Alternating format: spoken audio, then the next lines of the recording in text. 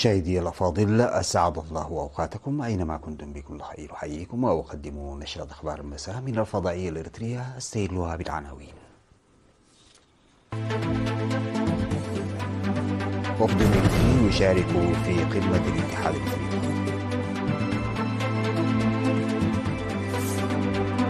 وزيرة العدل تجري لقاءات لبدء أعمال لجان فض النزاعات الأهلية سلميا.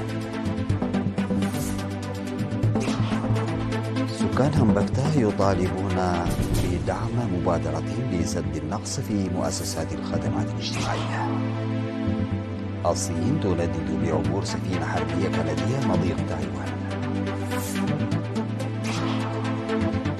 اجتماع روسي أمريكي بالرياض بشأن أوكرانيا وقمة ترامب وبوتين. جزر كوك توقع اتفاقية شراكة استراتيجية شاملة مع الصين. السلام عليكم ورحمة الله. شارك وفد إريتري برئاسة القائم بأعمال السفارة الإريترية في إثيوبيا والممثل الدائم لدى الاتحاد الإفريقي واللجنة الإفريقية الاقتصادية السيد بنيام برهي في الدورة العادية 38 للاتحاد الإفريقي في 15 و16 من فبراير الجاري، والتي انعقدت تحت شعار العدالة للأفارقة والمنحدرين من أصل إفريقي من خلال التعويضات. وفيما ترأس المؤتمر الرئيس الأنغولي جواو لورينزو الذي تم انتخابه رئيسا للعام 2025، عقدت اجتماعات على مستوى الممثلين الدائمين من 14 من يناير وحتى 8 من فبراير، وعلى مستوى وزراء الخارجية ومن 12 و13 من فبراير للتحضير للمؤتمر. وخلال المداولات التي جرت على مستويات ثلاث، ألقى الوفد الإريتري كلمات تعكس مواقف وآراء وسياسات الحكومة الإريترية. وفي كلمته قال المندوب الإريتري أن الإفريقية هي السبب الرئيسي لإنشاء الاتحاد الإفريقي، ومن هذا المنطلق ينبغي الاهتمام بإعادة تجديد وتعزيز النزعة الإفريقية، وبأن الهيئة التي أنشئت لضمان السلام والأمن التابعة للاتحاد الإفريقي فضلا عن منع الصراعات وحلها سلميا لا تعالج تحديات إفريقيا بكفاءة وتحتاج إلى إصلاحات هيكلية عاجلة.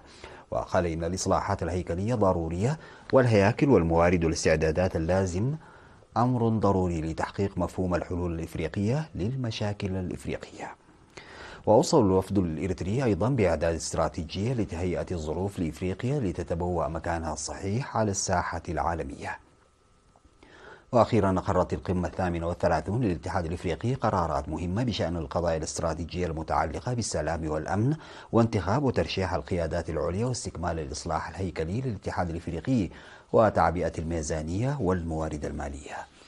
وعلى هامش المؤتمر شارك الوفد الإريتري في منتديات حول المجالات الاستراتيجية، فضلا عن برامج تأمين الغذاء المغذي والآمن والقضاء على مرض الملاريا وزيادة إنتاج اللقاحات في إفريقيا. أصدرت وزيرة العدل السيدة فوزية هاشم توجيهات إلى 805 عضو في لجان الصلح الأهلية التي ستعمل في 161 إدارة ضاحية في إقليم القاشبركة لبدء حلول مجتمعية للقضايا الاجتماعية على أساس القيم والثقافة وأساليب الحياة الأصلية للمجتمع الإريتري. وأوضحت الوزيرة فوزية خلال زيارتها إلى 11 مديرية في الفترة من 12 وحتى 16 من فبراير أن المجتمع الإريتري لديه قوانين عريقة حاكمت المجتمعات وثقافات وتقاليد وقيم وتاريخ متقاربة للغاية ومتشابهة. وقالت إن أسلوب الحياة الغني هذا تم إحياؤه خلال مسيرة النضال من أجل التحرير. وأصدرت الوزيرة فوزية قرارات للنظر إلى القضايا الاجتماعية وإيجاد حلول لها عبر لجان الصلح الأهلية التي تعمل على مستوى إدارات الضواحي قبل عرضها على المحاكم الأهلية. وذكرت إن المهمة المشتركة لجميع شرائح المجتمع هي كبح ومحاربة الظواهر الخارجة عن قيمنا الحميدة. وأضافت إن الهدف من هذه العملية هو حل الخلافات والنزاعات بين الطرفين جذريا بسبل سلمية وتبادل الخبرات في تخطي الخلافات وضمان استمرار الترابط الاجتماعي بتخطي المناوشات والعدائيات. وتم بدء أعمال اللجان رسميا بتجهيز اللوازم الإدارية والعملية، بالإضافة إلى صدور تعليمات العمل في اللقاءات التي قامت بها الوزيرة فوزية مع لجان الصلح الأهلية في 775 إدارة ضاحية منذ الربع الأول من عام 2024. يذكر انعقاد اجتماعات مماثلة في إقليم الكاشبركة في 4 مديريات سابقا في الفترة من 24 وحتى 26 من يناير المنصرم. طلب سكان ضاحية همبكتة في مديرية السلعة بتوفير الدعم من الجهات المعنية في مبادرتهم لسد النقص في مؤسسات الخدمات الاجتماعية. وأوضح المواطنون أن ضاحيتهم تبعد 170 كيلومترا عن المركز الإداري للمديرية، وأضافوا أنه ليس لديها طريق نقل جيد، وأضافوا أنهم يخططون لتزويد الضاحية بمياه شرب نظيفة بالإضافة إلى الخدمات الطبية التي تبلغ قيمتها الإجمالية نحو 500 ألف نقفة. وأضاف مدير ضاحية همبكتة سيد محمد حسن همت إنه يتم اتخاذ مبادرات على مستوى المجتمع لتحسين الخدمات الصحية والتعليمية وتلبية الاحتياجات الأساسية المتبقية. وناشد المدير التنفيذي للضاحية سيد محمود محمد صالح ورئيس لجنة التنمية سيد إدريس محمد بدورهم فرعي تنمية المياه وفرع الصحة بالإقليم بتقديم الدعم المهني والمادي للمبادرة الأهلية. وحث مسؤول وحدة مراقبة القرى والمشاريع بمديرية السلعة سيد محمود محمد إبراهيم حث الجهات المعنية لاتخاذ الإجراءات اللازمة، موضحا أن المبادرة التي اتخذها سكان إدارة ضاحية همبكتة هي جزء من مساهمة المجتمع لسد النقص في الخدمات الاجتماعية الأساسية في كل الأرجاء. ضاحية همبكتة هي أحدى إدارات الضواحي التسعة التابعة لمديرية السلعة، ويبلغ عدد سكانها حوالي 1800 نسمة. نظمت في مديرية عصب انتخابات مدراء إدارات 3 ضواحي ولجان القرى. وأوضح مدير مديرية عصب بالإنابة السيد برهان كداني انتخاب 27 مدير ضاحية ولجان قرى بينهم 17 امرأة في العملية التي جرت في 15 من فبراير. وذكر القيام مسبقا بأنشطة توعية بإجراءات الانتخابات التي ساهمت جيدا في تحقيق نتائج مرضية. ويقطن مديرية عصب حوالي 14 ألف نسمة في 3 إدارات ضواحي وقريتين. قام فرع الاتحاد الوطني لشباب وطلبة إريتريا بالإقليم الجنوبي وفرع التعليم بالإقليم بتكريم الطلاب المتفوقين في امتحانات الصف الثامن الوطنية بجائزة عند ماسو تحت شعار وسيلتنا العلم وهدفنا التنمية.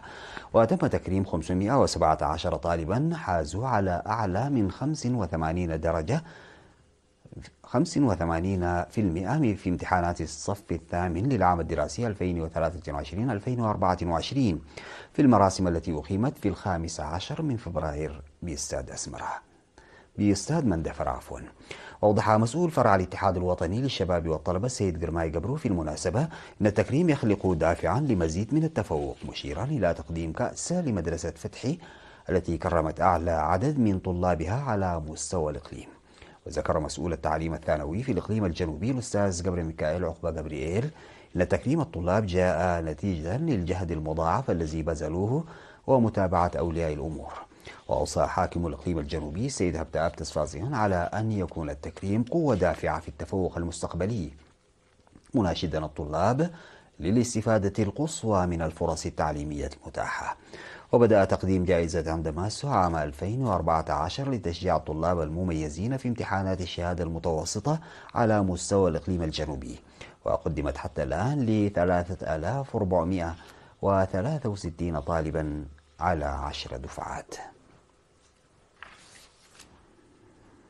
نظمت وزارة الأراضي والمياه والبيئة دورة تدريبية في مصوعة ل 37 من فنيي المبردات والتكييف من مختلف المؤسسات الحكومية، وذلك بهدف رفع القدرات.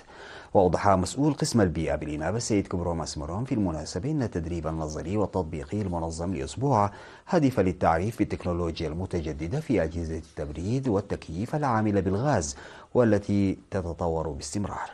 من جانبه أوضح مسؤول مكتب البيئة في إقليم شمال البحر الأحمر السيد سمر يوهنس إن التدريب هو مواصلة لجهود تطوير قدرات العاملين في هذا المجال، داعيا للدفع بالدورات التدريبية المتماشية مع التطور التكنولوجي المستمر في هذا القطاع. وأكد المتدربون على أهمية التدريب المقدم في أنشطتهم اليومية ودورها في مساعدتهم في مصاعب العمل. وقام المتدربون مع المشرفين على التدريب بزيارة موقع تفريغ الأسماك في الميناء وتفقد أنشطة تنظيف الغاز، واستمعوا إلى إحاطة من الخبراء لمشاهدة عملية للدروس التي تلقوها. اختتمت دورة كرة القدم النسوية الوطنية يوم أمس 16 من فبراير بالمبادرات الختامية باستاد أسمرة، والتي فاز بها فريقي دندن وقجرت. وأفاد رئيس فيدرالية كرة القدم الإريترية سيد باولوس ولد هيمانوت إن مشاركة 12 فريقا للنساء في المنافسات التي أقيمت من الأول وحتى 16 من فبراير الجاري تحت شعار تعزيز كرة القدم النسوية بمنافسات دورية بإقامة 22 مباراة في فئتين ألف وباء. وحقق فريق دندن الانتصار في المباراة التي لعبها ضد فريق التأمينات بفارق هدفين ب3 أهداف لهدف في الفئة ألف. وتفوق فريق قجرت بفوزه على فريق الإقليم الجنوبي ب3 أهداف دون مقابل في الفئة باء، ليحصل كلا الفريقين على الكأس و35 ألف نقفة. وحازت الفرق الحاصلة على المرتبة الثانية في الفئتين على الميدالية الفضية ومبلغ 30 ألف نقفة، والفرق الحائزة على المرتبة الثالثة في الفئتين على الميدالية البرونزية و25 ألف نقفة. وقدمت جوائز للاعبات المتميزات بالإضافة إلى الحكام. بعد الفاصل سادتي يعود بالأخبار الخارجية.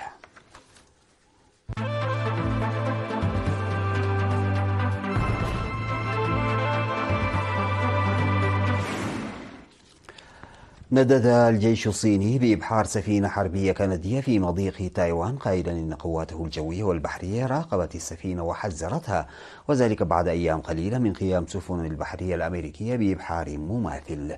وتمر عبر المضيق سفن تابعة للبحرية الأمريكية وأحيانا سفن من دول حليفة مثل كندا وبريطانيا وفرنسا مرة واحدة تقريبا كل شهر. وقالت قيادة مسرح العمليات الشرقي لجيش التحرير الشعبي في بيان إن تصرفات كندا آثارت المشاكل عمدا وقوضت السلام والاستقرار في المضيق. وأضافت قوات مسرح العمليات تحافظ على مستوى عال من التأهب في جميع الأوقات وتتصدى بحزم لجميع التهديدات والاستفزازات. وامتنع الجيش الكندي عن التعليق على الأمر على الفور. وقالت وزارة الدفاع التايوانية إن السفينة أبحرت باتجاه الشمال، مضيفة أن القوات التايوانية كانت تراقبها أيضا. ورحبت وزارة الخارجية التايوانية بالإبحار.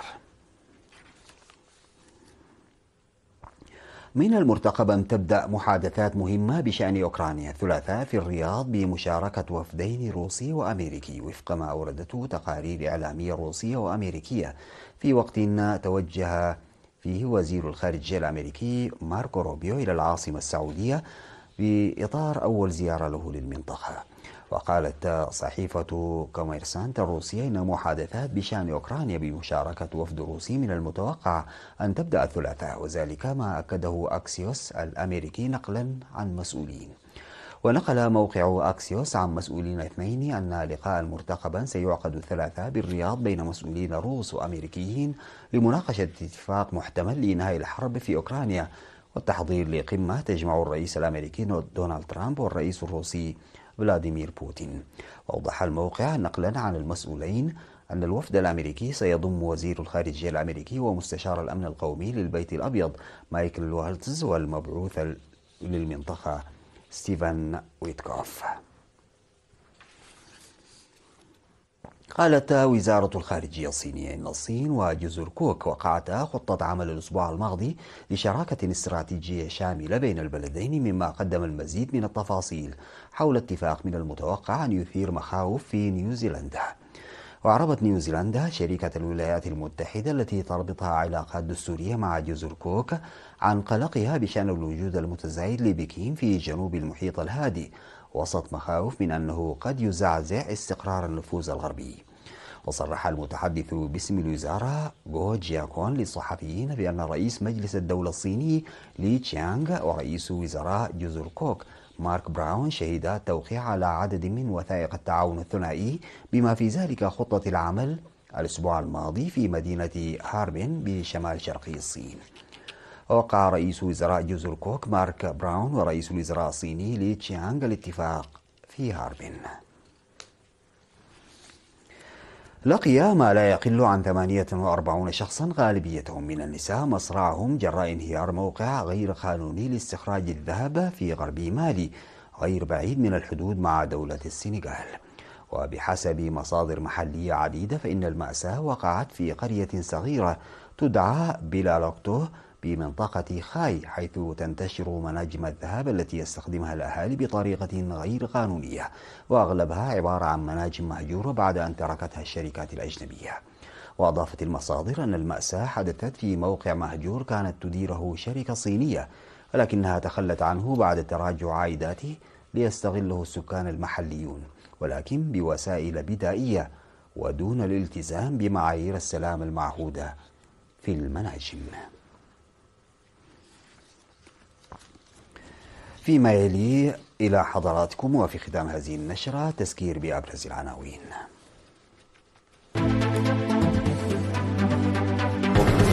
يشارك في القمة 38 للاتحاد الأفريقي. وزيرة العدل تجري لقاءات لبدء أعمال لجان فض النزاعات. سكان همبكتة بمديرية السلعة يطالبون بدعم مبادرتهم لسد النقص في مؤسسات الخدمات الاجتماعية. الصين تندد بعبور سفينة حربية كندية مضيق تايوان. اجتماع روسي أمريكي بالرياض بشأن أوكرانيا وقمة ترامب وبوتين. وجزر كوك توقع اتفاقية شراكة استراتيجية شاملة مع الصين. انتهت نشرة الأخبار قدمتها لحضراتكم من الفضائية الإريترية. شكرا لمتابعتكم. السلام عليكم ورحمة الله تعالى